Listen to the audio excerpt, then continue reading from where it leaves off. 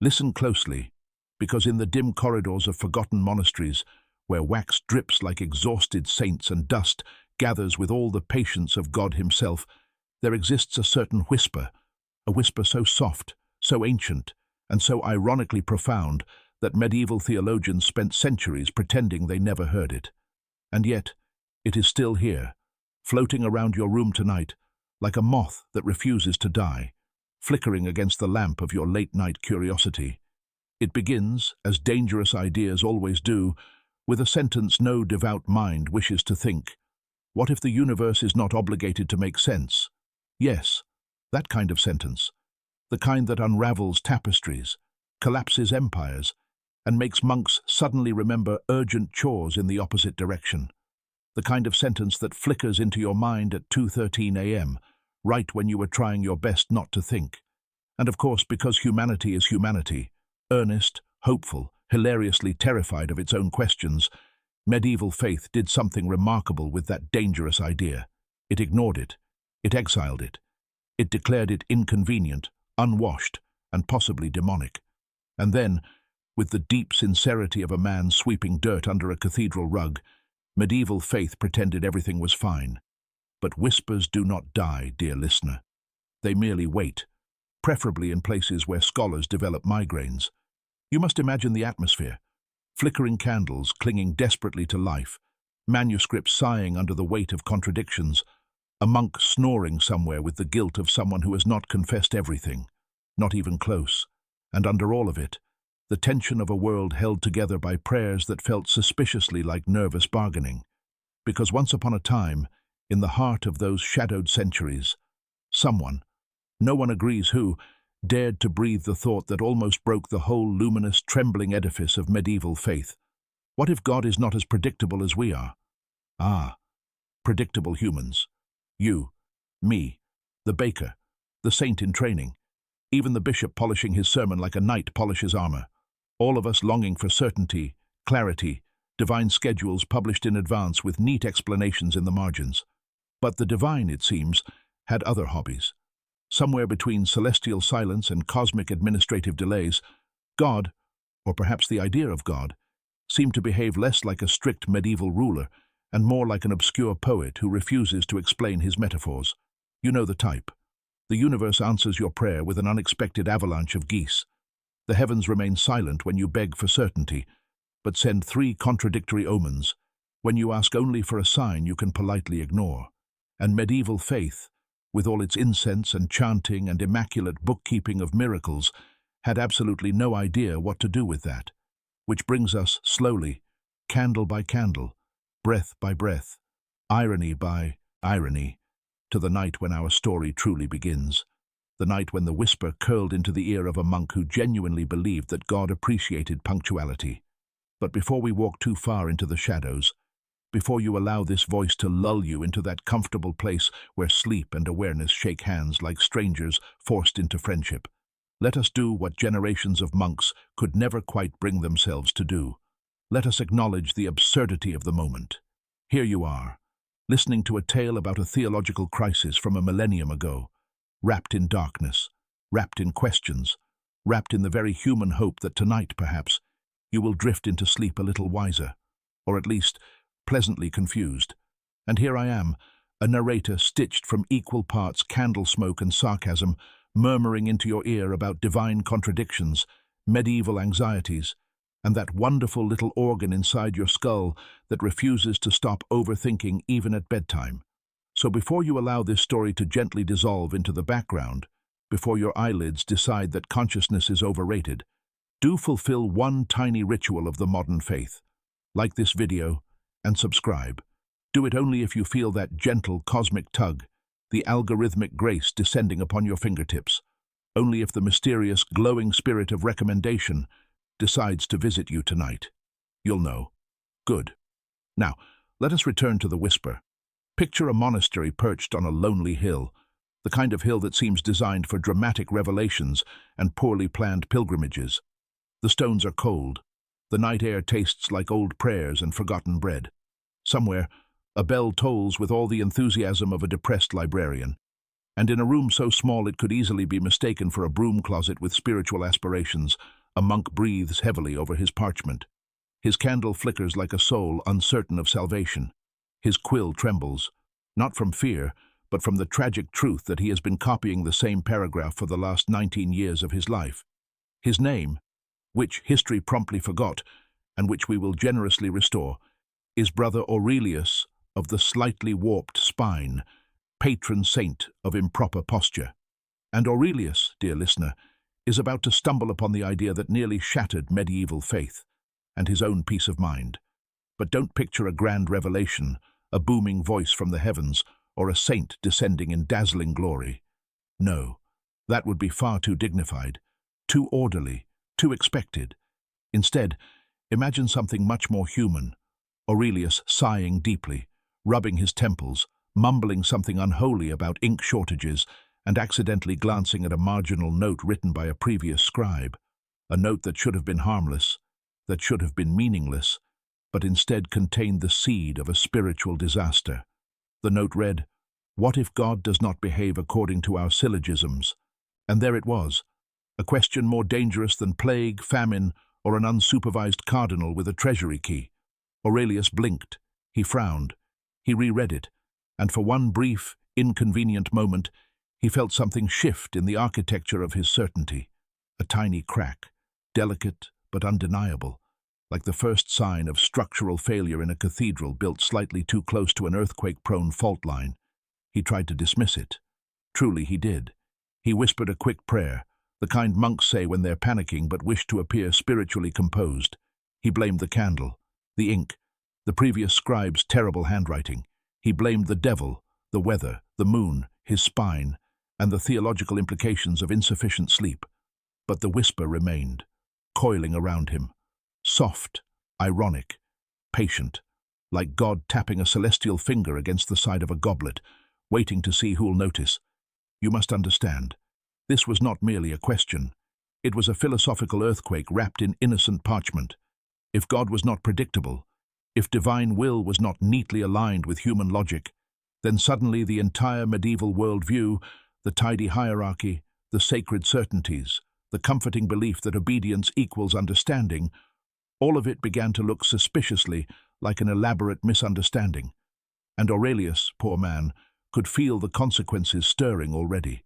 He could sense the centuries of carefully stacked explanations trembling like a tower of devotional bread. He could hear faintly the muttering of theologians sharpening their quills for inevitable debates. He could imagine bishops sweating, scholars fainting, mystics nodding in smug recognition. It was all too much, far too much, for a monk who had really just wanted a quiet evening with his manuscripts, and perhaps a biscuit if God was merciful. But here is the true irony, the dark little gem hidden beneath our candlelit atmosphere. The idea did not frighten Aurelius because it challenged God. It frightened him because it challenged humans. For what is more terrifying than the thought that the divine may not follow our instructions, that the cosmos does not consult our preferences, that heaven's schedule is not color-coded and pinned neatly to the monastery bulletin board? And so, as the night deepened, and as Aurelius leaned back in his chair, bones creaking like an old psalm, he felt something ancient and familiar rise within him. Doubt. Not loud doubt. Not dramatic, existential, tear-stained doubt. But small, courteous, disturbingly reasonable doubt. The kind that knocks gently and says, "Forgive me, but have you considered another possibility?" He hated it instantly, which is how you know it mattered. The candle hissed. The walls breathed. Somewhere in the distance, a raven cawed with theatrical timing, and Aurelius whispered into the darkness, "Surely God would not allow confusion where clarity is needed." And the darkness, doing what darkness does best, said nothing at all. Yet the silence was not empty. No, silence is never empty. Silence is where ideas grow teeth, and that is how the dangerous idea, the one polite scholars pretended not to see, the one that tiptoed through the corridors of medieval thought like a heretic in soft shoes, found its first willing host, in a monk too tired to resist, too human to ignore it, too honest, in the quiet place behind his ribs, to dismiss it entirely. And so the whisper curled deeper into him, planting itself like a seed, waiting for rain. Aurelius returned to his manuscript. He wrote. He pretended. He continued the holy charade, as all of us do when confronted with truths we are not ready to accept. But something in him had already begun to shift. Slowly, inevitably, beautifully, catastrophically. And if you lean in, if you listen carefully, you can still hear the echo of that whisper drifting across the centuries, brushing softly against your ear tonight as you lie there in your dim-lit sanctuary, wondering what strange and fragile thoughts might visit you in the hours to come. Because nothing, absolutely nothing, spreads faster than a dangerous idea. Night in the monastery always had a peculiar personality, neither friendly nor hostile, just ancient and mildly judgmental, like a grandfather who's seen too much and refuses to comment. It wrapped itself around the hilltop abbey with the slow confidence of something that had won many battles simply by waiting. And beneath that cloak of patient darkness, the world of Brother Aurelius continued its soft, tireless breathing. The shuffle of sandals on stone, the quiet clatter of wooden bowls, the distant moan of wind that sounded suspiciously like a novice complaining about chores. You must picture this place carefully, for the monastery itself was an organism. Every corridor a vein, every chamber a lung, every candle a flickering heartbeat that refused to quit. The walls exhaled the faint scent of incense that had been burned too enthusiastically during past centuries, mingled with the ever-present perfume of damp parchment, a fragrance that monks swore was holy but actually just smelled like wet dog and regret. The floors were polished by the slow erosion of countless shuffling feet, all trudging in the brave hope that salvation might eventually emerge from blisters. And at the center of this quiet, echoing labyrinth lived Brother Aurelius, though lived is perhaps too optimistic a word. Persisted might be better. He moved through the monastery like a candle that had been lit too many times, soft, bent, but stubbornly functional. A man woven from thin robes, thinning patience, and the thin hope that someday, somehow, God would offer him a sign written in handwriting larger than ants' footprints. Aurelius had a face permanently molded into an expression of mild theological concern, the kind of face sculptors gave saints when they'd run out of better ideas.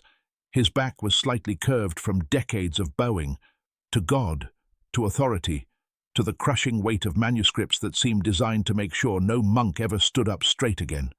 His hands, thin as quills themselves, were stained with ink, the way warriors are stained with blood, as proof of battles no one bothers to commemorate.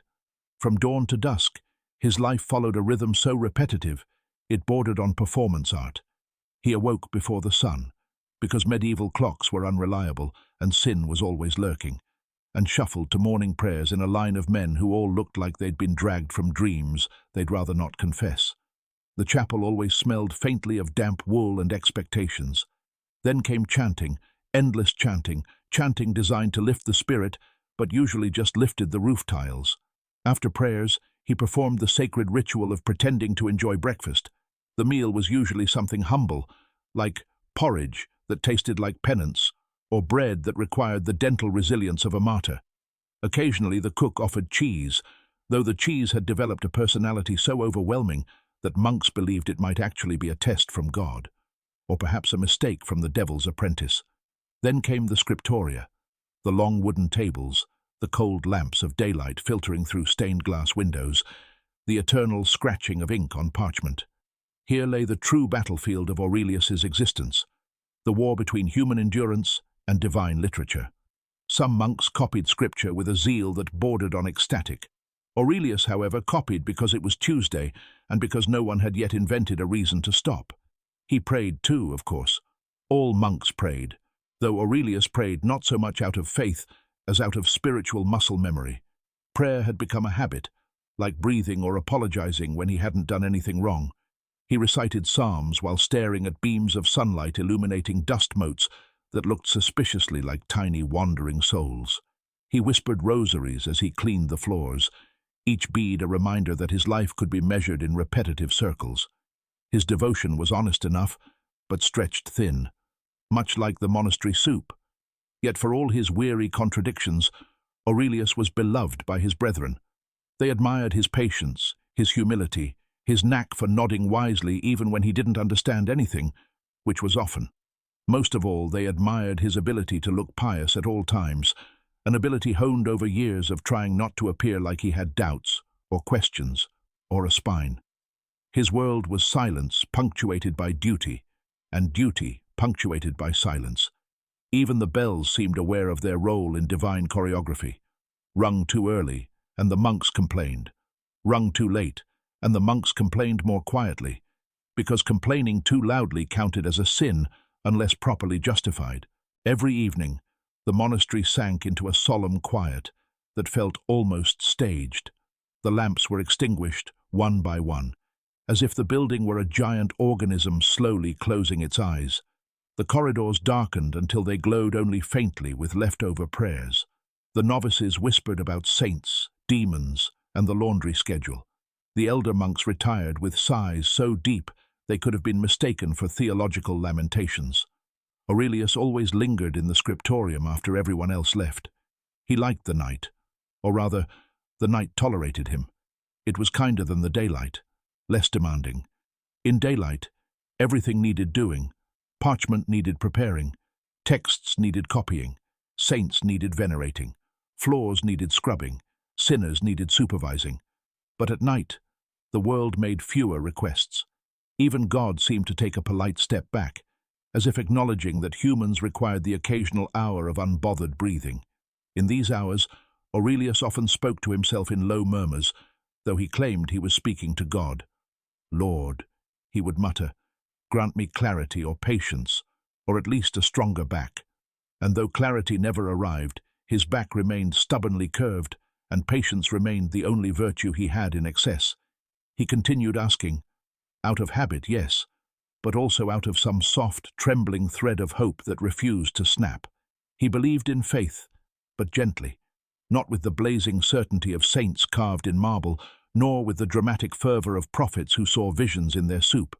No, Aurelius believed the way one believes in the arrival of spring after a long winter, quietly, cautiously, and reminded constantly by the cold that nothing is guaranteed. The monastery itself reinforced this gentle uncertainty. Every stone crack whispered stories of saints who had doubted. Every echo hinted at monks who had sighed too heavily while praying. Every draught of wind through the cloisters reminded the brothers that the world outside was large, chaotic, and deeply unimpressed by human attempts to control it. And yet, the routine persisted, that noble dance between devotion and denial. One prayed for certainty, but expected ambiguity. One sought holiness, but settled for mild competence. One trusted divine order while living in a building whose roof leaked every winter despite centuries of prayers dedicated specifically to stopping that leak. Aurelius's contradictions were not mistakes, but survival mechanisms. He loved God, but he also feared him.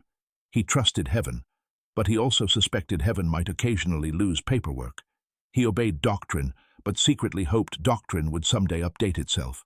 He longed for revelation, but trembled at the thought of anything actually being revealed. He was, in essence, perfectly medieval and perfectly human. And his world, this monastery of half-lit corridors and fully lit anxieties, was a breathing illustration of how faith survived, not through certainty, but through the magnificent resilience of doubt, quietly managed. Monks chanted with solemn devotion, even when they were internally debating whether Brother Matthias had stolen extra figs again. They debated theology with grave seriousness, even when none of them quite understood the topic but were too embarrassed to ask for clarification. They performed rituals flawlessly, even when privately wondering whether the saints actually preferred incense or if it gave them headaches. The monastery was devout, but not sterile, holy, but not perfect, sacred, but delightfully absurd. And Aurelius moved through all of it like a man caught between two worlds, the world of unquestioning faith he aspired to, and the world of complex, contradictory humanity he could never quite escape. He loved the whispered silence after Compline, that deep nocturnal breath where everything felt suspended. He loved the distant hoot of owls, which always sounded like they were mocking him gently. He loved the creak of old wood, the flutter of pages stirred by night winds, the solemn patience of the stars above. What he did not love, Perhaps the only thing he truly feared was change, because faith, once cracked, does not shatter instantly. It fractures slowly, like frost spreading across a window pane. And deep inside, somewhere beneath the robes and rituals and carefully memorized prayers, Aurelius sensed that something unnamed was moving toward him, something that would disturb the gentle monotony of his existence, something that would test his patience, his beliefs, and possibly his lumbar spine, something ancient, ironic, inevitable. But for now he remained blissfully half-aware, leaning over parchment in the quiet cradle of night, believing, with the optimism typical of monks and small woodland animals, that tomorrow would be exactly like today. It would not be, but that is the tragedy of humans. We always expect sameness, even while standing on the edge of transformation. And Aurelius, poor soul, was about to step over that edge far sooner than he wished. Before the dangerous idea slipped beneath his skin like a whispered heresy with impeccable timing, Brother Aurelius existed in a peculiar kind of holiness, not blazing like a prophet, nor trembling like a mystic, but simmering quietly like a pot of soup whose purpose no one questioned anymore. His faith had been steady, reliable, well-behaved, a domesticated faith, like a sheep trained to fetch things or a cat convinced to follow monastery rules, which, of course, had never actually happened. Aurelius believed in miracles the way one believes in seasonal discounts at a traveling market, not because he had seen them, but because he sincerely hoped they existed, and because life felt slightly warmer when he assumed they might. His faith was not grand but comforting, like worn sandals that fit perfectly, because they had already molded to every flaw in his feet. He believed that God was merciful, orderly, and, though he would never say it aloud, mildly predictable. Not predictable in the sense that God could be scheduled, of course. Aurelius wasn't that presumptuous, but he did like to imagine God keeping a celestial planner, perhaps noting prayer requests in neat little lists sorted by urgency, virtue, and handwriting legibility. He pictured angels not as fiery wheels of cosmic terror, but as slightly overwhelmed celestial bureaucrats, shuffling prayers between departments with the air of accountants managing a divine audit. In his heart, Aurelius hoped the universe ran on a system, tidy and comprehensible, like the monastery pantry, where everything was labeled, except the labels never matched the actual contents. This soft, orderly faith carried him through his days like a gentle melody hummed under the breath. His prayers were sincere, even if sometimes performed on theological autopilot. He whispered them at dawn, believing dawn listened. He offered them at dusk, believing dusk understood. And at night, beneath the soft groan of ancient rafters, he prayed for strength, clarity, humility, and occasionally, on particularly difficult days, for God to reconsider winter entirely. To Aurelius, faith was less a fiery conviction and more a trusted companion, an old cloak that kept off the existential cold. He didn't question it any more than he questioned why soup tasted better on feast days, or why Brother Crispin always looked suspicious during Lent. He believed because believing simplified the world. The monastery provided a structure, and he slipped into it like a bookmark into an oft-read volume. Wake, pray, work, pray, eat, pray, copy manuscripts, pray, worry about whether he was praying correctly, and then pray about worrying too much. His days formed a stable circle, just the way medieval theology liked things, round, unbroken, symbolically comforting, like halos, wheels, and arguments that had no conclusion. His relationship with God was tender, awkward, and slightly bureaucratic. Aurelius prayed as though filing a polite request. Lord, if it pleases you, and only if it pleases you, grant me patience, or perhaps a sign, unless you're busy, in which case I completely understand. He imagined God reading his prayers the way a king reads letters from loyal but unremarkable subjects, not irritated, not delighted, just gently, benevolently aware. And Aurelius trusted, truly trusted, that God liked him, not loved, not chosen, not destined for any extraordinary celestial mission. No, Aurelius simply hoped he was spiritually acceptable, the way a teacher is fond of the quiet student who never causes problems, but also never raises his hand. His faith was built from small certainties: morning light, the smell of incense, the predictable grumbling of Brother Matthias during chores, the rustling of robes in prayer, the gentle echoes of psalms sung imperfectly but earnestly. He believed heaven listened. He believed righteousness mattered. He believed humility was the safest spiritual strategy, especially compared to pride, which had a track record of getting angels fired. Yes, Aurelius's faith rested on a foundation of modest assumptions, none too grand, none too fragile, just comfortably middle spiritual class. He believed God rewarded goodness, or at least didn't punish it. He believed sin was terrifying, but forgivable, especially when confessed quickly and with the appropriate amount of lip trembling.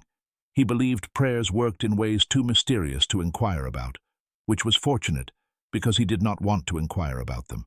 He believed that if he followed the rules, enough of them, most of the time, with passable enthusiasm, then his soul would remain on the correct side of cosmic bookkeeping. His faith was earnest, but structurally flawed. It assumed the universe behaved in ways that made sense to him. A gentle naivete clung to him like dust on a manuscript. He assumed divine justice functioned like a well-organized ledger. Grace flowed like water from a well-tended fountain, and punishments were clearly labeled so no one stumbled into them accidentally, though many monks had in fact stumbled into punishments accidentally. What Aurelius did not believe, what he could not even imagine, was that God might operate outside the boundaries of tidy human logic. He believed the divine mind was vast, yes, but also, perhaps, politely aligned with common sense. That was the root of his serenity, and the seed of his future disaster. For Aurelius's faith had one minor vulnerability. It worked perfectly only in a world where nothing strange happened.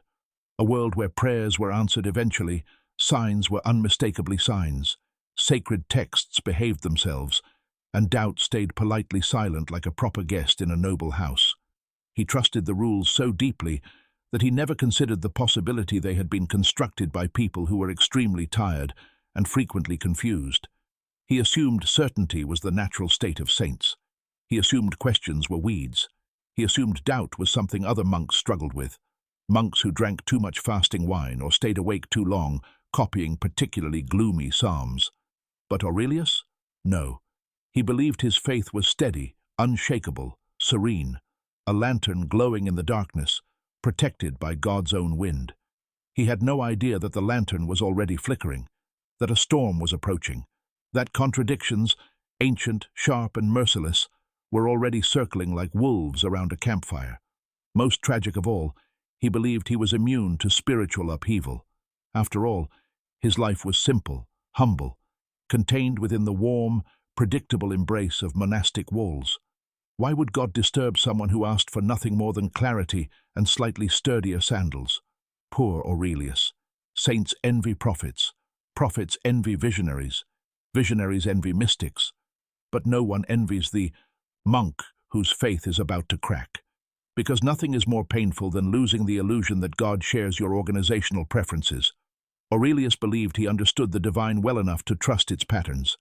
And the divine, which has never been particularly fond of patterns, was already preparing to introduce him to a sacred truth older than Scripture, that certainty is rarely holy, and faith built on predictability is faith waiting to fall. The seed of doubt did not arrive with thunder, or visions, or celestial trumpets misplayed by overworked angels. No, that would have been too dignified, too dramatic, too obvious. Instead, it came in the most inconvenient and appropriately ironic form imaginable, a moment so small, so utterly mundane, that Brother Aurelius almost failed to notice it. Almost.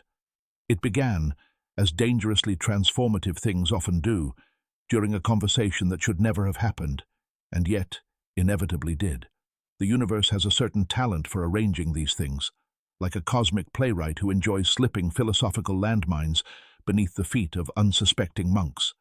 It was late afternoon, the sun dripping gold onto the cloister stones like honey spilled by a careless god. Aurelius was carrying a basket of newly dried parchment, walking with the careful, hunched gait of someone who feared both divine judgment and paper cuts. And then, because destiny enjoys poorly timed encounters, he ran into Brother Dalmatius. Brother Dalmatius was a monk whose mind resembled a library where all the books were shelved sideways, and none of the librarians agreed on the alphabet. A man whose theological curiosity was so aggressive, it made other monks feel physically unsafe. He had the unsettling habit of asking questions no one wished to hear, much less answer, questions that fluttered into the air like bats bursting from a cathedral ceiling. "Brother Aurelius," he called, appearing from behind a pillar as suddenly as a heresy accusation. "A moment of your time, if God permits." Aurelius smiled, the polite, weary smile reserved for people you pray for, but avoid sitting next to during meals. "Of course, brother. How may I assist the Lord through assisting you?" Dalmatius's eyes gleamed with the dangerous brightness of a man who had been thinking far too much and sleeping far too little. "I have been pondering divine omnipotence," he said, which is never a healthy sentence to begin a conversation with, "and a curious thought visited me. A paradox, perhaps." Aurelius's stomach tightened. Paradoxes were the theological equivalent of wild animals. You respected them from afar and avoided eye contact. "Brother, you know the abbot discourages speculative inquiry." "Yes, yes," Dalmatius waved dismissively. "But listen, if God is all-powerful, can he create a truth so vast that even he does not fully comprehend it?" Aurelius blinked, not because the question was profound, but because it was profoundly unwelcome. "Brother," he began, choosing his words with the caution of a man approaching a sleeping bear, "surely the Lord does not limit himself?" Dalmatius finished eagerly. "Exactly. And yet, if he cannot limit himself, is that not a limitation? Fascinating, isn't it?" Fascinating was not the word Aurelius would have used. Terrifying, perhaps. Spiritually hazardous. Deeply inconvenient. He cleared his throat, sensing the theological swamp opening beneath his feet. "Brother, I do not think—" But Dalmatius was already leaning closer, whispering with the excitement of a novice discovering sin. "And then I thought, what if divine will is not bound to human logic at all? What if God does not behave according to our expectations? What if—" Aurelius instinctively stepped back. He did not want to hear the rest. Whatever followed the phrase, "what if," was typically responsible for half the monastery's crises. But Dalmatius continued, blissfully unaware of the existential grenade he was pulling the pin from. "What if God's nature contradicts itself in ways we simply cannot understand?" The words drifted into the air like smoke, thin, fragile, impossible to unhear. Aurelius felt a shiver crawl up his spine, not because he agreed, not because he disagreed, but because something inside him, something quiet, deeply buried, rarely disturbed, shifted. He forced a laugh. It sounded exactly like a laugh forced by a man who did not find anything funny. "Ah, Brother Dalmatius, you have such an active imagination. Truly a gift that must be managed with care." Dalmatius nodded proudly. "Indeed, I shall meditate further upon it." Aurelius nodded as well, though what he wanted to do was flee to the nearest chapel and perform a ritual cleansing involving incense, cold water, and perhaps a small exorcism on himself. But the day was not yet done with him. That night, as Aurelius returned to the scriptorium, he discovered something peculiar. His own mind kept replaying the question, echoing in that soft but persistent tone reserved for thoughts that know they are unwelcome but refuse to leave. What if God does not behave according to our expectations? He tried to ignore it. Truly he did. He attempted to drown it in chant. He attempted to smother it beneath routine. He even attempted to bully it into silence by reciting doctrinal statements with the intensity of a monk trying to scare away a goose. But the question lingered, like smoke, like a stain, like a whisper crawling along the edges of his thoughts. It haunted him through supper, as he chewed bread that tasted like existential dread. It followed him through Compline, weaving itself into the Psalms with unsettling familiarity. It perched beside him in bed, watching with quiet amusement as he pretended not to see it. And then, because thoughts become dreams when they get bored, Aurelius found himself drifting into a strange and embarrassing dream. He stood in a vast courtroom beneath a sky of swirling gold. Angels fluttered about holding scrolls longer than the monastery's yearly budget. At the center, glowing with an intimidating and administrative light, sat God, or someone who looked like God. Aurelius didn't dare stare directly. "Brother Aurelius," the divine voice boomed, "state your inquiry." "Inquiry?" Aurelius squeaked. "Lord, I have none." God raised an eyebrow. Somewhere in the distance, several angels sighed knowingly. "You were thinking," God said sternly. "That alone constitutes inquiry." Aurelius fell to his knees. "Forgive me, Lord. I did not mean to think. It slipped out." God leaned forward. "What is this idea that troubles you?" Aurelius shook his head furiously. "Nothing, Lord. Absolutely nothing. A foolish notion from a foolish monk with foolish sleep patterns." But God snapped his fingers, and suddenly Brother Dalmatius appeared beside him, grinning like a heretic who'd found an audience. "He thought about divine contradiction," Dalmatius announced smugly. Aurelius gasped. "Traitor!" God sighed, rubbing his temples with cosmic exasperation. "Every century," he muttered, "someone brings this up again." Then, with the gentle inevitability of a falling stone, God leaned closer and whispered to Aurelius, "You may not like my ways, but they are mine, not yours." Aurelius jolted awake, heart racing, sweat clinging to his brow. The dream was absurd, borderline blasphemous, but dreams have a way of bypassing dignity and aiming straight for the vulnerable regions of the soul. And so, as the trembling candle beside his bed flickered in sympathy, Aurelius whispered into the darkness, "It was only a dream, a foolish dream. Dreams are not real." But darkness, being darkness, offered no reassurance. The seed of doubt had been planted, and doubt, unlike faith, requires almost no maintenance to grow. It simply waits, and spreads, and alters the landscape of the mind in silence. Aurelius tried to pray. His words felt heavy, reluctant, strangely hollow. He tried to dismiss the question. But questions, real questions, are like shadows. They lengthen when light grows dim. And in the dim corners of his thoughts, something new and unsettling had awakened. He wished desperately that he had not listened to Brother Dalmatius. He wished even more desperately that he had not dreamed at all. But most of all, he wished he could return to the quiet, predictable faith he had always known. But once a seed of doubt is planted, the soil never returns to its original shape. Doubt, once planted, is rarely polite enough to wait for permission before growing. It sprouts in silence, blooms in darkness, and flourishes precisely where it is least convenient. But Brother Aurelius, poor, earnest, spiritually over-caffeinated Aurelius, had no intention of letting it do any such thing. No, he launched immediately into the sacred art of denial. And not just any denial, brilliant denial, the kind of denial that monks had perfected over centuries, embroidered with piety, panic, and a dash of theatrical optimism. The morning after his dream, Aurelius awoke with the determination of a man who intended to ignore every warning sign the universe had provided. He sat up in bed, smoothed his robe, and announced to absolutely no one, "Today, if God wills it, will be entirely normal." Even the darkness seemed unconvinced. He marched to morning prayers with exaggerated zeal, singing psalms with the loud, trembling enthusiasm of someone trying to convince heaven, earth, and himself that nothing, absolutely nothing, was amiss. His voice cracked twice. He pushed through it. Brother Matthias, standing beside him, eyed him with suspicion, the same way he eyed cheese that had outlived its expiration date, but refused to die. "Aurelius," he whispered during a breath between verses, "are you well?" "Well?" Aurelius whispered back with the panic of a man asked for identification at a border crossing. "I am radiant. I am overflowing with serenity. I am practically levitating with spiritual confidence." Matthias frowned. "You are sweating."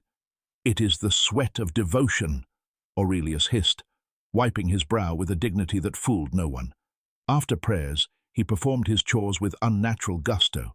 Sweeping became a spiritual battle, dust became sin, and he intended to conquer it. At one point he polished a candlestick so aggressively that Brother Crispin asked whether he was attempting to summon an angel from inside it. "No," Aurelius snapped, still polishing. "Just expressing joy." He attended breakfast with the kind of forced cheerfulness that makes bystanders deeply uncomfortable. He blessed his porridge 3 times, then blessed Brother Matthias's porridge, then blessed the communal water jug for good measure. Finally, Brother Matthias leaned close and whispered, "Aurelius, are you being haunted?" Aurelius choked on his spoon. "No, Absolutely not. Haunting is a sign of spiritual vulnerability, and I am impervious. I simply woke with a renewed dedication to my faith. He said it with the tone of a man describing a creature he had never actually seen. Then came the copying of manuscripts, his usual realm of tranquility. Today, it was warfare. He sat at his desk, dipped his quill, and began writing with furious precision. Each letter was immaculate, perfect, almost violently tidy. The quill scratched with the intensity of someone attempting to carve his sanity into the parchment. He copied a line from the Psalms. "The Lord is steadfast and unchanging." Aurelius inhaled deeply. Then he underlined the word unchanging 7 times. Brother Dalmatius passed by, arched an eyebrow, and asked, "Is there a reason you are underlining the scriptures like a frantic scholar discovering a conspiracy?" Aurelius slammed, his hand over the parchment. "I am emphasizing truth." Dalmatius nodded slowly, sympathetically, the way one nods at a man unraveling in public. "Ah, very well." As soon as Dalmatius walked away, Aurelius whispered to his parchment, "See, steadfast, unchanging, predictable." It was unclear whether he was speaking to God or himself, but denial is never complete without ritual overcompensation. That evening, during Vespers, Aurelius prayed louder, bowed deeper, and crossed himself with such wild enthusiasm that he nearly struck Brother Crispin in the face. Crispin recoiled, crossing himself instinctively in return. After prayers, Aurelius marched to the chapel alone, knelt before the altar, and delivered the most intense and spiritually suspicious monologue of his life. "Lord," he whispered, "I want you to know that I have absolute faith. Absolute. I am unwavering, unshakable, steadfast. I do not question your ways. I merely reflect upon them with humility and occasional trembling. But I do not doubt. No, doubt is for weaker men, men who walk unevenly, men who ponder paradoxes, men who, he swallowed hard, men who are not me." A candle flickered. Was it agreement? Was it warning? Was it simply a draft from the roof crack that monks had been unsuccessfully repairing since last spring? Aurelius chose option 1, always option 1. But the universe, which never cooperates when a man begs for normalcy, decided to offer a very mild, very ambiguous sign. Just as Aurelius rose from his knees, one of the candles on the altar sputtered, hissed, and extinguished itself in a thin curl of smoke. Aurelius froze. "Oh no," he whispered. "Absolutely not. We are not doing this today." He relit the candle. It went out again. Aurelius leaned forward, glaring at it like a man confronting spiritual treason. "You will burn," he commanded softly, "in the name of order." He lit it a 3rd time. It burned, then flickered, then stabilized, but the damage was done. Aurelius walked away very, very quickly. Still, denial persisted. It always does. That night, he attempted to reassure himself by reviewing theological principles in a whisper. Like a monk studying for an exam he feared he might fail. God is constant. Truth is clear. Faith is simple. Order is divine. Nothing contradicts itself unless one misinterprets it. And I, Brother Aurelius, do not misinterpret things, usually. But as he lay in bed, staring at the ceiling beams that always looked slightly crooked, his mind betrayed him with a memory of Dalmatius's voice whispering, "What if God does not behave according to our expectations?" He sat up, violently shaking his head. "No, absolutely not. Expectation is a form of faith. Faith is expectation. And expectation—" He paused, realizing he had no idea how to finish this argument. He tried again. "Expectations are holy. Predictability is comforting. And God would not, he would not—" He stopped. Then, in a pure act of desperate spiritual acrobatics, he declared, "If I smile broadly enough, the universe will think I still believe." And so he smiled. In the darkness, alone, teeth bared, eyes wide, a smile that could frighten demons back into their caves. He held it for several minutes. The universe remained unimpressed. Eventually, with jaw aching and pride bruised, Aurelius lay back down, folded his hands on his chest and whispered, "It is nothing, just a thought, just a conversation, just a dream." But as he spoke, The silence around him seemed to say, just denial. And denial, however brilliant, cannot hold forever. It can only delay the inevitable. And the inevitable, for Aurelius, was already stirring in the shadows of his mind, waiting. If God had wanted to reassure Brother Aurelius that everything was fine, he could have done so in any number of clear, benevolent, unmistakable ways. A warm light, a gentle voice, a conveniently placed dove holding a letter reading, "Calm down, my child." Instead, the universe chose ambiguity. Ambiguity is, after all, its favorite pastime. And so, over the following days, Aurelius found himself stalked not by revelations, but by signs, those vague, unhelpful, maddening hints that feel both profoundly meaningful and entirely meaningless, depending on how much sleep one has had. The first sign came at breakfast. Aurelius sat hunched over his wooden bowl, contemplating his porridge with the grim determination of a man determined not to interpret anything symbolically ever again. But just as he lifted his spoon, Brother Crispin gasped. "Look," Crispin whispered, "there's a shape in your porridge." Shapes in food were always taken seriously in the monastery, ever since a novice once found a mark resembling the Virgin Mary, or possibly a goat, depending on the angle, and triggered a week-long theological debate that ended with everyone agreeing to get more sleep. Aurelius stared into the bowl. The porridge had arranged itself into a lopsided circle with a vaguely triangular indentation. Crispin leaned closer. "It looks like—" He hesitated. "It looks like a symbol." Aurelius's eye twitched. Of course it did. Everything looked like a symbol if one was tired enough. "It's a bowl," Aurelius said firmly. "A bowl of porridge." "But the shape," Crispin insisted. "It resembles the eye of Providence." "No," Aurelius said. "It resembles oatmeal." But all morning, he couldn't shake the feeling that the porridge had been staring back. The second sign came in the scriptorium. Aurelius was copying a homily on divine certainty, an irony the universe clearly enjoyed, when he noticed something strange. The ink in his inkwell bubbled. Just once. A single bloop, soft and sinister. Aurelius froze. Ink did not bubble. Ink should not bubble, unless it was haunted, or possessed, or worse, symbolic. He leaned closer. The surface stilled. Aurelius took a shaky breath. "It was nothing," he whispered. "Just air, or dust, or divine mischief." He dipped his quill. The ink bubbled again. He dipped faster. The bubbling stopped. But the damage, as always, was done. The third sign came during chores. He was sweeping the cloister walkway when Brother Matthias suddenly shouted, "Aurelius, look!" Matthias pointed dramatically at a stone tile. Aurelius approached with dread. On the tile was a dark mark shaped suspiciously like something. "It's a symbol," Matthias breathed. "Surely."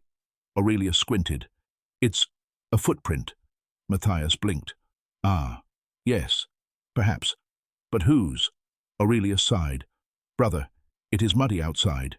Matthias nodded but added in a low voice, "Still, one never knows." Aurelius swept the footprint away. Of course, it reappeared the next day. He did not investigate. The fourth sign was the bird. Birds were common enough around the monastery, especially the judgmental ravens who perched on statues and stared at monks during prayer, as if evaluating their sincerity. But this bird, this particular raven, seemed different. Aurelius encountered it in the garden. He was watering the herbs with the solemnity of a man attempting to avoid metaphysics when the raven landed beside him, tilted its head, and croaked, "Ak!" Aurelius froze. Ravens often croaked. But this croak felt intentional, meaningful, loaded. "Do not start," Aurelius whispered. "I am not interpreting animal noises today." The raven hopped once, twice, then stood on a fallen twig that broke with a loud, crisp snap. Aurelius nearly dropped the watering jug. "Stop that," he hissed. "Whatever you're doing, stop." The raven blinked. Then, just to taunt him, it pecked the ground in a perfect, unmistakable triangle. Aurelius backed away slowly. The raven followed. Aurelius fled. The raven did not pursue, but it did croak again, loudly, the moment Aurelius reached the doorway, as if signing off on some cosmic audit. The fifth sign came at night. Aurelius had been trying all week to sleep without thinking. This, as anyone who has ever been awake knows, is impossible. Thinking arrives precisely when thinking is least welcome. He lay on his cot, blanket pulled to his chin, whispering to himself, "There are no signs. None. Just coincidence. Mere randomness. Chaos, not intention. Nothing is meaningful. Everything is fine." This worked for approximately 9 seconds. Then the candle beside his bed flickered and hissed like a serpent clearing its throat. Aurelius stared at it. "Do not go out," he whispered. The candle went out. He gasped and immediately relit it. It flickered violently, sending a thin curl of smoke swirling into the shape of what might have been a question mark, if one were unstable, sleep-deprived, and prone to theological overthinking. Aurelius closed his eyes. He counted to 10. He opened them. The smoke lingered. He stood, abruptly, carried the candle outside, placed it firmly on the stone ledge and declared, "You stay there. I'm sleeping." The wind blew the flame out. Aurelius decided to sleep without candles. He did not sleep. The 6th sign came at dawn. He walked into the courtyard and saw, hanging from a branch, a single parchment scrap fluttering gently. This would not have been strange except for the fact that the monastery did not hang parchment from trees. Ever. Aurelius approached slowly, as though expecting divine revelation or perhaps squirrel mischief. He plucked the parchment. On it were 3 ink marks, 3 lines, 3 symbols, 3 somethings. Aurelius stared. They might have been letters, or smudges, or remnants of Brother Crispin testing a quill while distracted. Aurelius turned the scrap over. On the back was a single phrase, "Consider this." Aurelius dropped it immediately. "No," he whispered. "I will not." He walked away. The breeze lifted the parchment and carried it after him. He walked faster. The parchment followed. He ran. Eventually the parchment lost interest. By the end of the week, Aurelius had catalogued 14 signs, 17 coincidences, 3 ominous noises, 2 suspicious dreams, and 1 loaf of bread that burned in a shape resembling either St. Augustine or a mushroom. All of it was meaningless. Probably, possibly, hopefully. But each sign chipped at him. Not with force, but with subtlety, with ambiguity. And ambiguity is more dangerous than certainty, more corrosive, more patient, because the human mind dislikes uncertainty, fears randomness, and desperately searches for meaning, even where meaning has absolutely no intention of being found. Aurelius tried not to think about any of it, but signs, especially unhelpful ones, tend to multiply precisely where thought tries to flee, in the monastery corridors, in his dreams, in the corners of his vision, in the delicate spaces between prayers. It was not revelation. It was not guidance. It was not divine intervention. It was the universe whispering, "Notice me." And Aurelius, poor soul, noticed. He just wished he didn't. The seed of doubt was no longer a seed. It was sprouting. And every sign, every meaningless, ridiculous, absurd sign, watered it. There is nothing more spiritually dangerous than a symbol that refuses to clarify itself, and nothing more ironic than a monk begging heaven for silence only to be confronted with noise that sounds exactly like mystery wearing the mask of inconvenience. Crisis does not arrive like a knight in shining armor, nor like a demon in dramatic flames.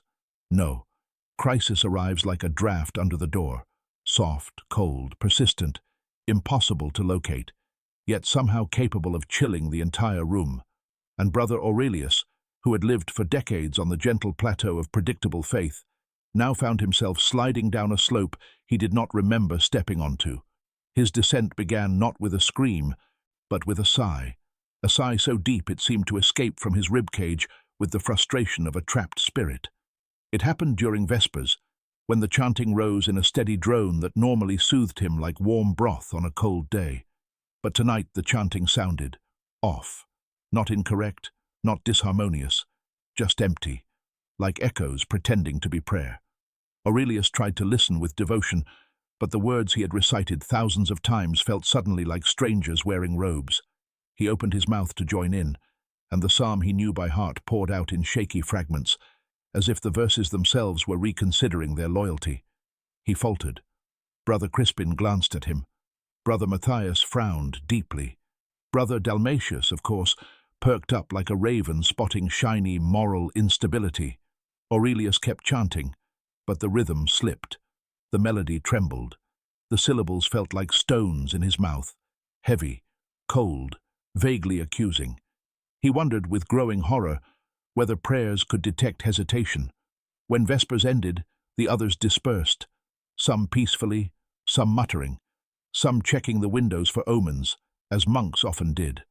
Aurelius remained kneeling long after the candles had stopped flickering, gripping the pew with white-knuckled determination.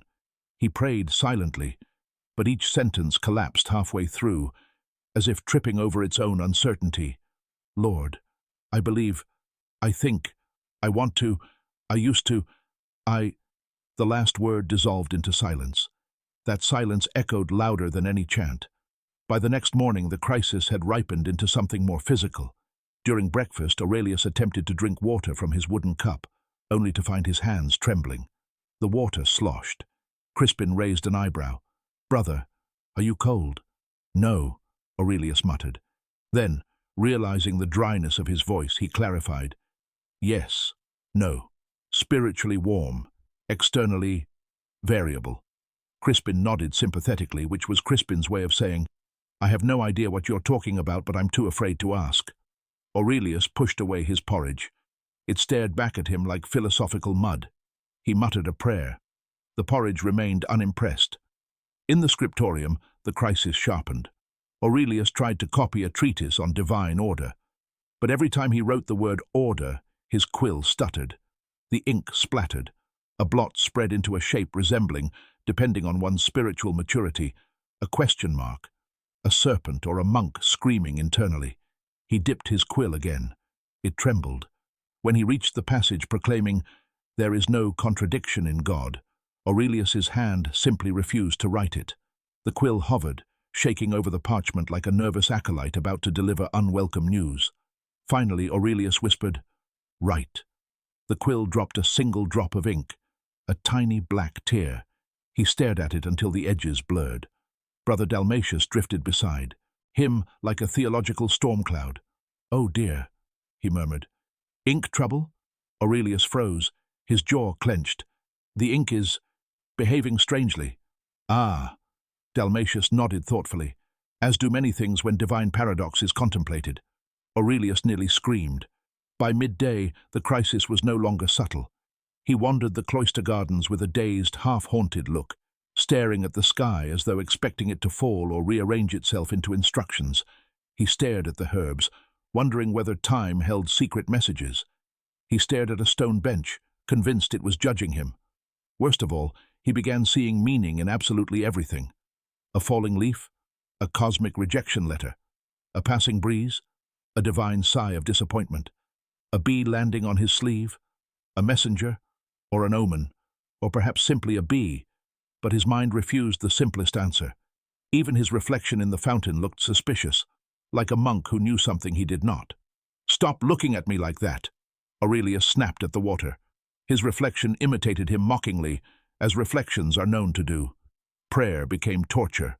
He knelt in the chapel, hands clasped, eyes closed, and nothing happened. No warmth, no comfort, no clarity. Only silence, echoing like an unanswered letter. He prayed again. Silence. He whispered gently. Silence. He whispered more urgently. Silence. He whispered so hard it strained his throat. Silence. Aurelius opened one eye. The candles flickered innocently, pretending not to know anything. He opened his other eye. The crucifix hung motionless. He crossed himself, hoping to signal spiritual readiness. Silence. He cleared his throat. Loudly. A polite cough echoed through the chapel, sounding embarrassingly small. "Lord," he whispered, "if you are sending me a message, unfortunately, do not speak silence." Nothing. Aurelius sagged forward. Silence is the worst answer because it can be interpreted in every direction. It is the blank page onto which the mind scribbles its fears. And Aurelius's fears were multiplying like theological rabbits. Then came the night terrors. Not the dramatic type with demons and flames. No, those would have been mercifully straightforward. Aurelius dreamed, instead of ambiguity, of walking infinite hallways lit by candles that extinguished just before he reached them. of doors that opened into fog, of books whose pages turned themselves, each inscribed with questions that dissolved before he could read them. The worst dream was of the scriptorium. He sat copying a manuscript, but every time he wrote a word, it rearranged itself into another. God became good, then odd, then ought. He tried to speak. Ink spilled from his mouth. He tried to pray. The words tangled. When he awoke, he was gasping like a man returning from underwater. But crisis is not only terror. Crisis is also exhaustion. Aurelius walked through the next days as though dipped in fog. His thoughts felt heavy, his steps slow, his prayers thin. His fellow monks noticed, of course. Brother Crispin approached him gently. "Aurelius, you look pale." Brother Matthias said more bluntly, "You look like you're losing a theological argument with your own shadow." Brother Dalmatius, the most unhelpful of all, simply smiled and whispered, "The mind opens when shaken." Aurelius wanted to push him into a well, yet the true descent came not through external signs but through internal collapse. He no longer trusted his thoughts. He no longer trusted his interpretations. He no longer trusted his certainties. Every idea seemed reversible. Every belief had a shadow. Every clarity concealed a contradiction. And the contradiction, the one he tried to resist, deny, outrun, had now taken root. It whispered to him at night. It echoed in his prayers. It followed him through corridors. It pulsed beneath his ribs like a second heartbeat. What if the divine is far more complicated than you imagined? He wanted to scream, because deep down, beneath the fear, beneath the denial, beneath the exhaustion, a small part of him already suspected the whisper was right. There comes a moment in every descent when the ground gives way, and Aurelius felt his ground cracking. The clear lines he had lived by blurred. The stable walls of his certainty trembled. The comfortable rituals of his life felt heavy, limp, insufficient. He was entering the dark valley where faith is stripped bare and forced to confront itself, naked, trembling, unadorned. It is the valley no one warns you about in catechism, the valley every believer thinks they will avoid. The valley saints described too poetically to be useful. Aurelius had arrived, and the crisis, gentle at first, ambiguous at second, oppressive now, welcomed him warmly, whispering, "Now we begin." The mind of Brother Aurelius had become a battlefield, a quiet one, the kind where nothing explodes but everything collapses. Days melted into nights, nights bled into dawn, and Aurelius wandered through his routines like a ghost who refused to admit he was dead. The crisis had matured, ripened, fermented into something potent enough to intoxicate even the sturdiest soul, and so it was almost inevitable that one night, one quiet, unnervingly ordinary night, the breaking point finally arrived, not with trumpets, not with thunder, but with the slow, painful snapping of a man pushed beyond the limits of his careful, fragile faith. It began after Compline. The monks drifted back to their cells, carrying candles whose flames swayed like tired believers. Aurelius remained kneeling in the chapel, long after the others had left, staring at the crucifix, the way shipwrecked sailors stare at distant shorelines. He whispered prayers so faint they resembled apologies. He begged the silence to speak. He pleaded with darkness to clarify itself. But silence is a stubborn teacher. Darkness is a patient examiner. And God, well, God has a sense of timing that is both poetic and infuriating. Aurelius rose slowly, joints cracking like old parchment. He wandered into the cloister courtyard, where the night air carried the cool, metallic scent of coming rain. The moon hung low, swollen, disinterested. The arches cast shadows that looked suspiciously like robed figures waiting to judge him. He ignored them. One could only be judged so many times in a day. He sat on the cold stone bench by the herb garden, clasping his hands together, eyes burning with exhaustion. He felt hollowed out, scraped clean, like a vessel God had emptied but forgotten to refill. That is when the breaking began. At first it was physical. His breath trembled, uneven. His hands shook, not with doubt this time, but with the overwhelming weight of having pretended for too long that everything was fine. Then came the emotional fracture, the collapse of the facade. He pressed his palms to his face and sobbed. not dramatically, but quietly, like a monk trying not to wake the stars. His breaths were short, sharp, painfully human. He had not cried in decades, not since he'd entered the monastery and traded tears for discipline, but faith, when cracked deeply enough, releases whatever has been trapped beneath.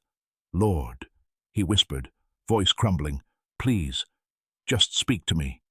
Nothing, only the wind shifting through the basil leaves. Aurelius's head dropped. He clawed at the edges of his robe, shaking. He whispered again, louder, desperate. "Tell me something. Anything. A word. A sign. A breath. I do not care. Just something." Silence thickened around him like fog. "Why won't you answer me?" He heard his voice echo against the stone, pathetic, wounded, naked, and something inside him gave way completely.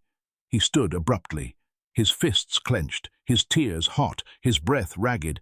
Is this a test, a punishment, a lesson, or is there simply nothing there at all? His words tore through the courtyard like blasphemous birds escaping a cage, but the night swallowed them whole. No lightning, no thunder, no celestial reprimand, just the faint rustle of lavender bending under the wind. "Why?" he whispered again, voice breaking. "Why did you make me love certainty, if you meant to take it away?" And then it happened. Not a vision, not a miracle, not divine wrath or grace. A hallucination? An epiphany? A sleep-deprived theological nightmare? Who can say? But Aurelius saw something. A flicker, a shimmer, a presence, or the idea of one, forming in the corner of his sight. He turned sharply. There, beneath the archway, stood a figure, tall, shadowed, unlit by moon or candle. Aurelius's heart pounded. His breath froze. The figure did not move, did not speak, did not illuminate itself. It simply existed, terrifyingly, ambiguously, blasphemously vague. Aurelius blinked, squinting through his tears. "Who are you?" The figure shifted, barely, like a thought changing direction. His breath hitched. "An angel?" he whispered. "A demon? A sign? A mistake? Am I dreaming?" The figure offered no answers, no gestures, no clarity, just presence, terrible and magnetic. Aurelius stepped forward, trembling. One step, another. His sandals scuffed softly on the stone. He felt the night thicken, as if he were walking into an unwritten psalm. "Please," he begged, "tell me what you want from me." The figure pulsed faintly, as if considering him. Then, slowly, it raised an arm. Aurelius nearly collapsed from the force of meaning he projected onto the gesture. The arm pointed, not at him, not at the sky, not at the chapel, but at the well. Aurelius blinked, stunned. "The well," he whispered. The figure did not elaborate. His heart thundered with fear, hope, confusion, awe. Every emotion a monk is not trained to handle without supervision. He took a step toward the well. The moment he did, the figure dissolved, not into light, not into shadow, not into mist. It simply ceased, as if blinking out of existence the moment it had fulfilled, whatever undefined, unhelpful purpose it had. Aurelius gasped. "Wait, please!" The courtyard remained empty. Only the night remained, and the well, still, silent, patient. Aurelius staggered toward it. He knelt beside the stone rim and peered into the darkness below. Nothing, only blackness, deep, infinite, mirrorless. "Is this what you wanted me to see?" he whispered, trembling. "Emptiness?" His voice echoed down the shaft, came back distorted, hollow. It sounded like someone else's voice, or perhaps like no one's voice at all. In that moment, leaning over the abyss, trembling under the weight of his own unraveling, Aurelius felt something inside him shatter. It was not faith, not yet. It was his belief that faith had ever been simple. He collapsed beside the well, sobbing silently, gripping the cold stones as if they were the last solid things in a world dissolving around him. Thunder cracked in the distance, the kind of delayed heavenly commentary that arrives when the lesson is already learned. Rain began to fall, soft, uncertain, like a blessing God was not sure he meant to give. Aurelius did not move. He whispered through tears, What am I supposed to do now? No answer came, but he already felt the truth in the pit of his stomach. Nothing is more spiritual than failure. Not because failure is holy, but because failure is honest. And honesty, stripped of illusions, is the birthplace of every real transformation. Aurelius did not know it yet, but this night, this breaking, was not the end. It was only the beginning of a deeper unraveling, and somewhere in the unseen folds of heaven, God, or someone, whispered, "Now we can begin." There is a silence that follows storms, not the clean, peaceful silence of resolution, but a heavier one, thick and unsettled, like the air, after a confession no one was ready to make.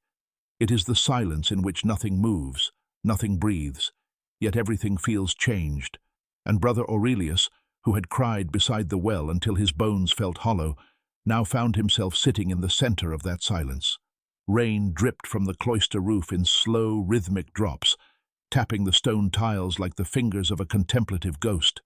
The storm had passed hours ago, but its memory lingered, clinging to the monastery like incense clings to robes. The courtyard smelled of wet earth, crushed basil, and something else, something metallic and melancholy, as if the night itself had bled a little. Aurelius sat motionless on the cold stone bench, soaked through, shivering, but strangely emptied. The breaking point had left him hollow, scraped clean of assumptions, stripped of certainty. He felt like a candle that had burned past its wick, a vessel whose contents had evaporated, leaving only residue and questions behind. Oddly, he felt no panic now, only numbness, not relief, not clarity, just quiet. A quiet so deep it bordered on eerie. He rose slowly, joints aching, robe clinging to him like a second skin. Every step toward the chapel felt heavy, as though gravity had deepened during the night. The world seemed dimmer, not from lack of light, but from lack of meaning, like walking through an unfinished painting where the artist had forgotten to shade the corners. Aurelius entered the chapel. The candles were still burning, but their flames looked tired, thin, exhausted from carrying the weight of unanswered prayers. He walked to the front pew, sat down, and stared at the crucifix with an expression that was neither devotion nor defiance, but something quieter, a weary curiosity.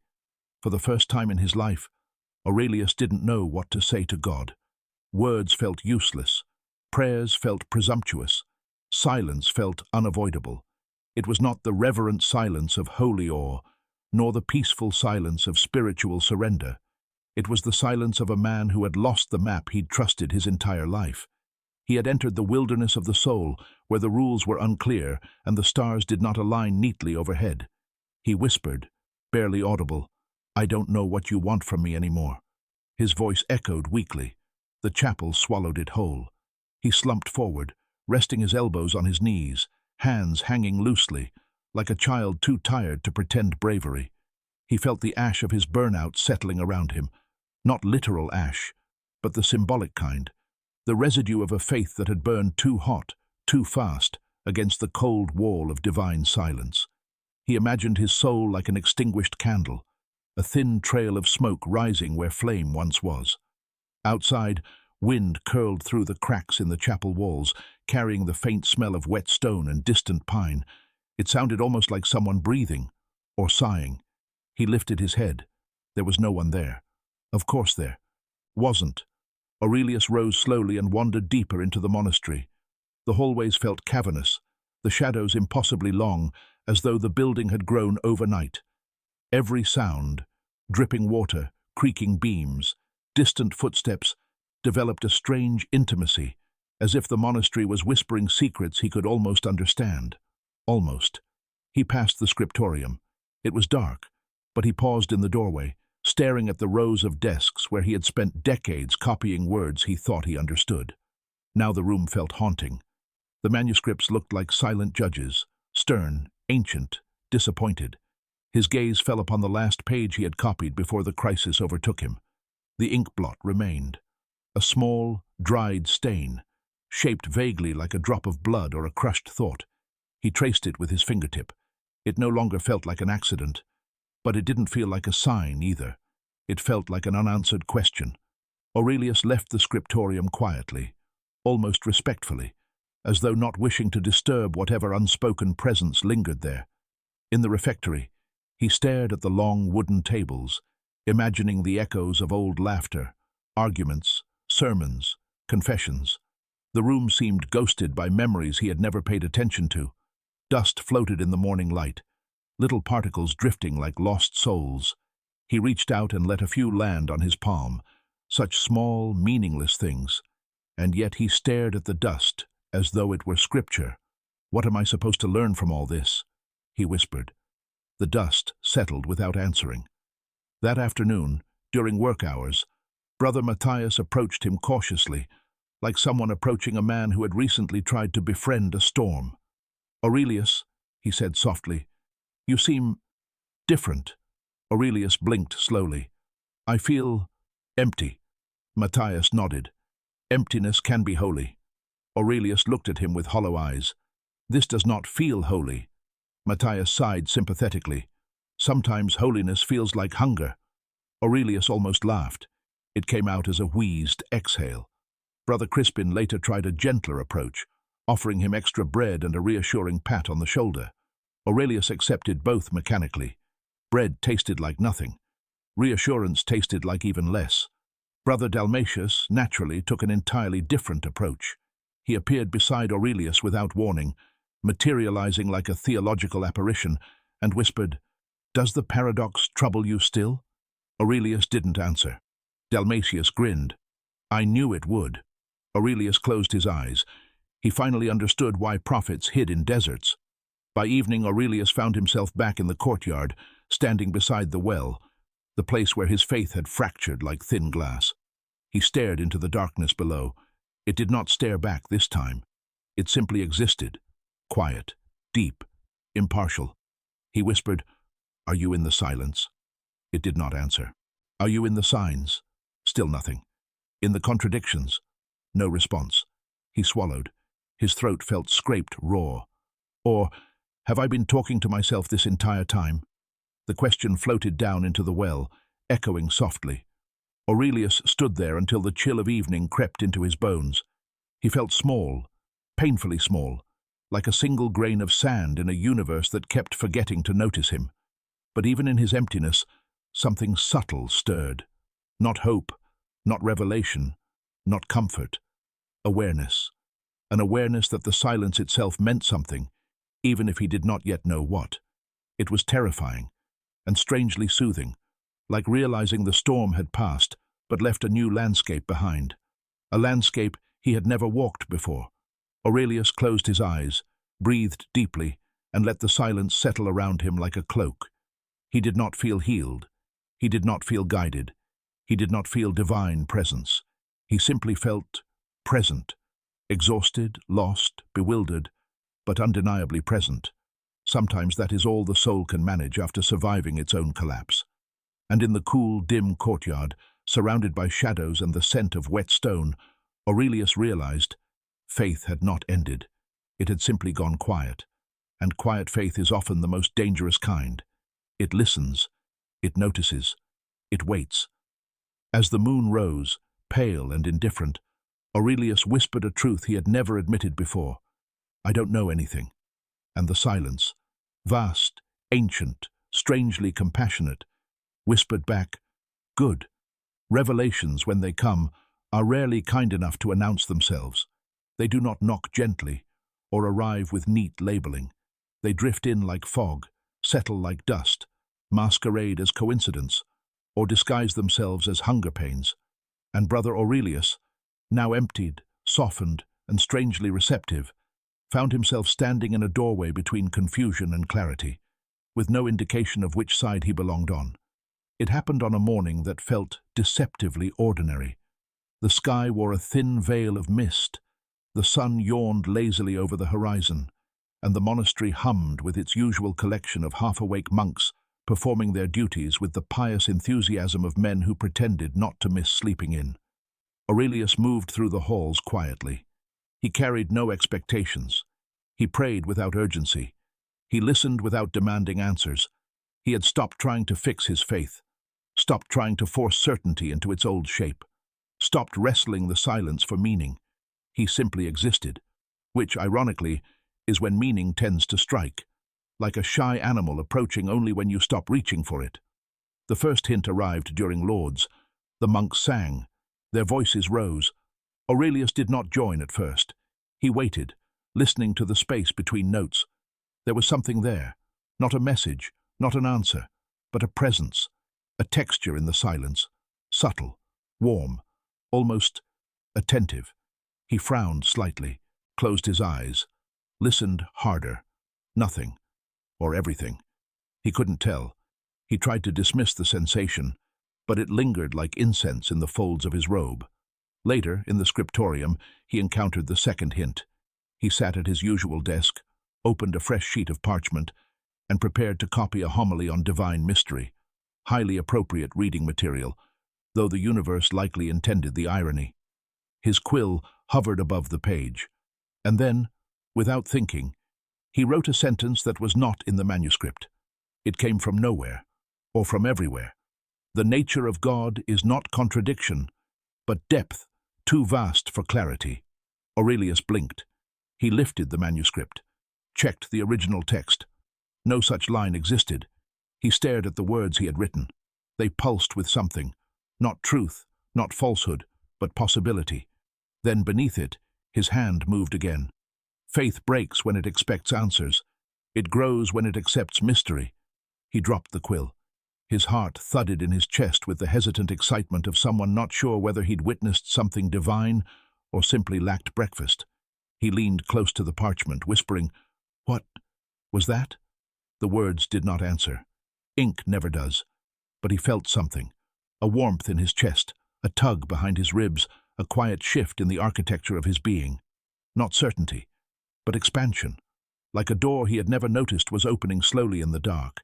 He exhaled shakily. His breath felt lighter than it had in months. Was this revelation? Was this imagination? Was this the long-delayed result of emotional collapse? There was no way to tell, and perhaps that was the point. The third hint arrived in the garden. Aurelius wandered there after midday prayers, his feet moving without intention. He walked past the rosemary, the sage, the thyme, plants he had watered 1,000 times but never really seen. Today he noticed the droplets clinging to the leaves, the way sunlight refracted inside them, the trembling elegance of the stems, the subtle, persistent life in everything around him. It all seemed alive in a new way, as if the world had grown a heartbeat, as if something beneath the surface hummed quietly. He crouched near a small sprig of mint and whispered, "What do you know that I don't?" Naturally, the mint did not respond, but then a breeze swept through the garden, soft, gentle, cool, and the mint's leaves swayed in a rhythm that felt deliberate, not meaningful, not symbolic, just present. Aurelius felt a shiver travel down his arm. Not fear, not doubt, recognition. This subtle, elusive awareness was not something to decode. It was something to witness. He pressed a hand to his chest. His heartbeat slowed. His breath deepened. For the first time, silence did not feel empty. It felt inhabited, not by voices, not by signs, but by something real enough to touch the edges of his soul. A thought drifted into him, soft as a feather landing on still water. Perhaps God is not hidden. Perhaps I was. He did not know whether the thought came from God or from the quietest part of himself. He did not care, because for once, ambiguity felt less like confusion and more like invitation. The fourth hint, if hint is even the right word, arrived at dusk. Aurelius returned to the courtyard, to the well, to the place where he had broken. He stood before it, bracing himself for memory, for pain, for the echo of his collapse. But nothing painful came. Instead, the well looked different, not menacing, not symbolic, just a well, dark, deep, inscrutable, yes, but not threatening. He approached it slowly. Leaning over the edge, he looked into the darkness below, and for the first time, he did not expect anything from it. No sign, no voice, no revelation, just presence. And in that presence, even in the black, infinite stillness, he felt something shift again. Not externally, internally. A subtle, delicate movement, a widening, a loosening, a letting go, like a clenched fist finally opening. He whispered, "If you're there, I'm listening." The well said nothing, but the silence felt different, less oppressive, more spacious, as though silence itself had softened, as though the absence of answers was no longer punishment but permission, permission to breathe, permission to not know, permission to exist without certainty. Aurelius exhaled. Something inside him, something long dormant, stirred. Not certainty, not clarity, not faith as he once knew it, but something quieter, older, truer, something like trust. Not trust in answers, trust in the journey, not trust in predictability, trust in presence, even when presence felt like nothing more than air against the skin. He stepped back from the well. The sky had deepened into a soft indigo. Candles glowed in the windows like tiny stars. He stood in the courtyard, feeling the night settle around him like a cloak, woven of mystery and quiet grace. And then, just as he turned to go, a single droplet of water fell from the edge of the roof and landed on his cheek. Warm, perfectly timed, inexplicable. It could have been coincidence, condensation, a leftover remnant of the afternoon's mist, or something else, something that felt, in its own absurdly delicate way, like acknowledgement. Aurelius touched his cheek. "What are you trying to tell me?" he whispered. A faint breeze stirred. A single leaf twirled to the ground. A distant bell rang. None of it answered him. All of it answered him. He smiled, softly this time. Not forced, not desperate, just open. Maybe this was revelation. Maybe it wasn't. But perhaps revelation did not need to declare itself. Perhaps it was not thunder. Perhaps it was not certainty. Perhaps revelation was simply the gentle arrival of a thought. "I can continue." And he did. He walked back toward the monastery doors, feeling the quiet pulse of something new.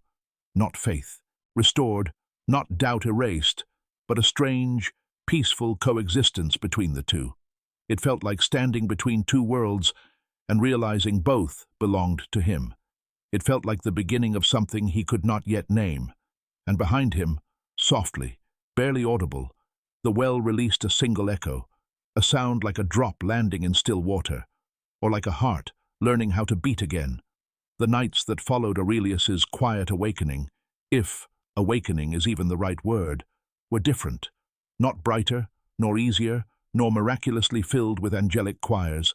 No, nothing so convenient.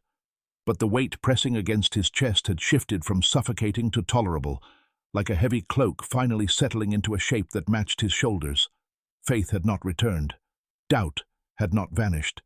Instead, they circled each other inside him, uneasy companions, sharing the same room, exchanging glances, trying not to argue too loudly. Aurelius walked through the monastery with a new softness, a new vulnerability, a new fragile sense of freedom, a freedom he did not yet trust. On one hand, he could breathe again. On the other, every breath raised new questions. Was silence presence? Was mystery divine? Were his thoughts revelations, or simply the byproduct of spiritual fatigue?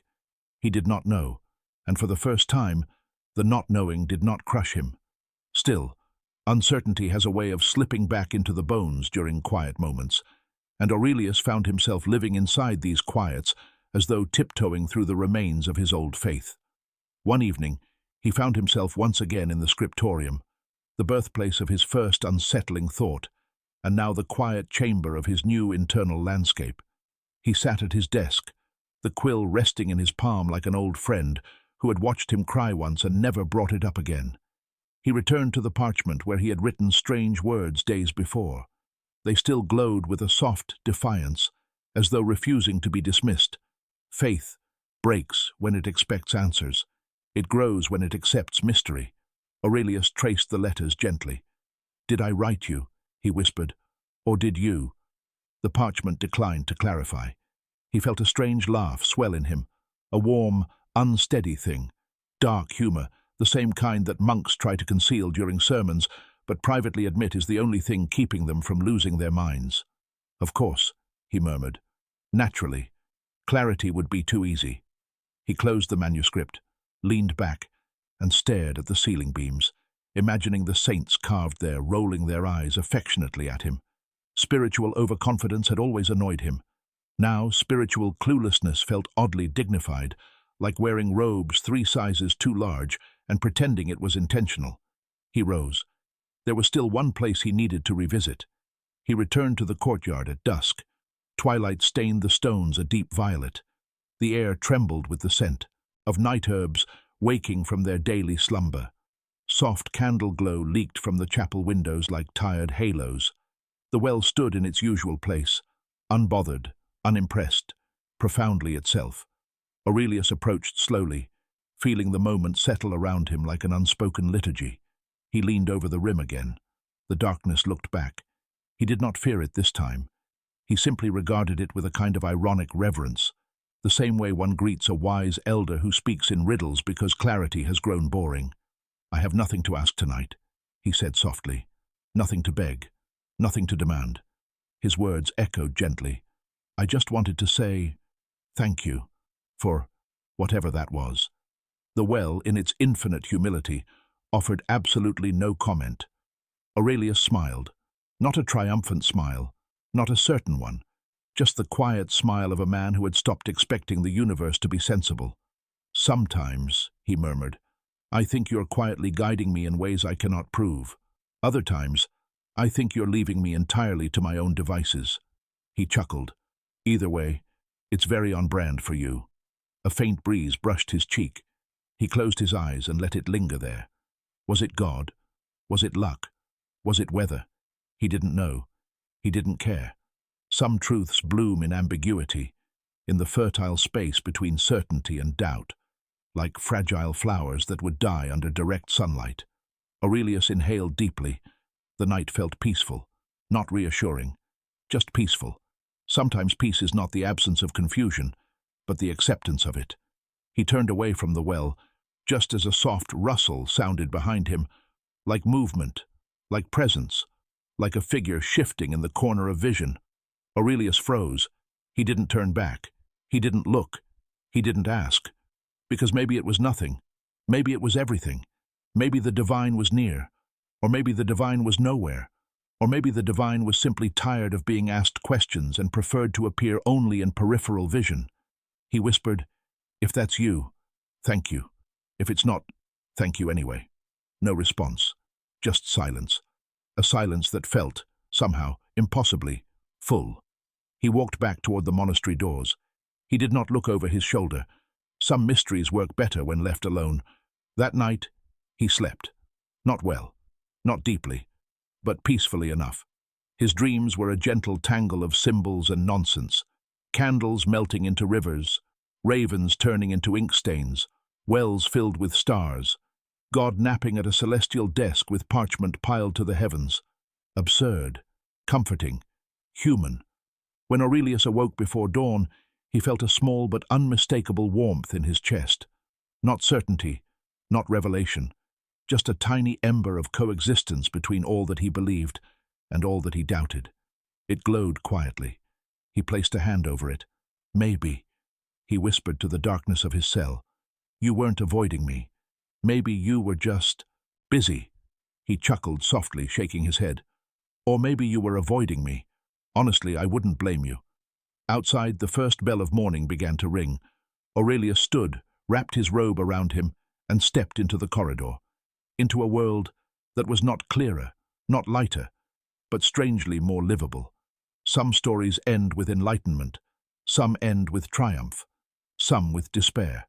Aurelius's story did not end.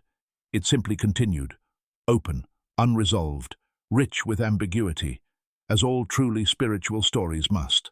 Long after midnight, when even the most restless monks surrendered to dreams, and the monastery lay wrapped in a blanket of patient shadows, Brother Aurelius sat alone in the scriptorium beneath a single candle's frail flame. The room breathed softly around him, timbers settling, parchment rustling, silence humming like an old hymn sung by someone who once knew the words. He wasn't working. He wasn't praying. He wasn't doubting or believing or searching for signs in the knots of the wooden table. He was simply sitting, something he had never allowed himself to do before. The candle flickered. its flame bowing gently, as if acknowledging the strange quiet inside him. Wax pooled at its base, a slow river of molten light. Aurelius watched it with the fascination of someone who has seen storms, despair, uncertainty, and the abyss, and now finds himself contemplating something small, simple, and oddly profound. He reached out, letting his fingertips warm in the glow. There was a time, only days ago, though it felt like lifetimes, when he believed the divine revealed itself in certainty, in clarity, in guidance neatly delivered. But now, in this thin slice of night, he suspected something else. Perhaps the divine was not the answers. Perhaps it was the space in which the questions lived. A candle's flame is clearest when the room is still, but even when it trembles, it remains. Aurelius smiled softly at the flickering light. "I cannot tell," he whispered, "whether I failed you or finally found you." The candle danced, uncommitted. He chuckled quietly, the kind of laugh a person makes after realizing the universe is much funnier and far less organized than he ever expected. "Maybe," he murmured, "you were never trying to be understood." Dust drifted lazily in the air, illuminated by the candle in small galaxies of floating gold. The old parchments breathed out their familiar scent: ink, time, regret, devotion, mistakes corrected, mistakes forgotten. The monastery was a shrine to both order and chaos, and now Aurelius saw it clearly. The divine pulsed in both. Clarity made faith tidy. Mystery made faith alive. He closed the last manuscript gently, as one closes a chapter that has stopped pretending to be complete. Outside, the night deepened. Footsteps faded. Wind curled beneath doors like a cold sermon. The entire world seemed to pause. Aurelius blew lightly on the candle. The flame trembled, not going out, not burning brighter, just trembling, like a hesitant miracle. He could not tell whether this trembling held meaning. He did not need to. "Thank you," he whispered, "for the silence, and for the noise, and for everything in between." He rose slowly, stretching joints that popped like creaking hinges in the vast cathedral of the night. The candle flickered once more, as if bowing farewell. He walked toward the doorway, robes brushing softly against stone, steps quiet and unhurried. Before leaving, he glanced back one final time. The scriptorium lay bathed in half-light. Dust floated, shadows stretched. The candle glowed like a tired star, refusing to surrender to darkness. Aurelius smiled. Some endings are not endings. Some epilogues are prologues wearing different robes. Some questions are as holy as the answers they will never receive. He stepped into the hallway. Behind him, the candle guttered gently, but did not go out. The night seemed to whisper, "Continue." And Aurelius did. Slowly, softly, with doubt in one hand, and a fragile, trembling faith in the other. Together, at last. The monastery exhaled. Dust settled. Silence returned to its vigil. And in this quiet, this tender, candlelit quiet, one truth lingered. Faith never sleeps, even when you do, especially when you do.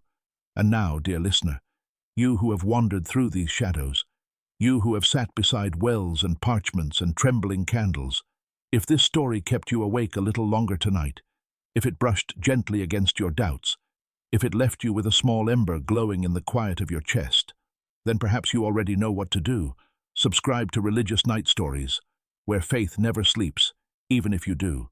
The candle dims, the dust settles, the silence waits. Good night.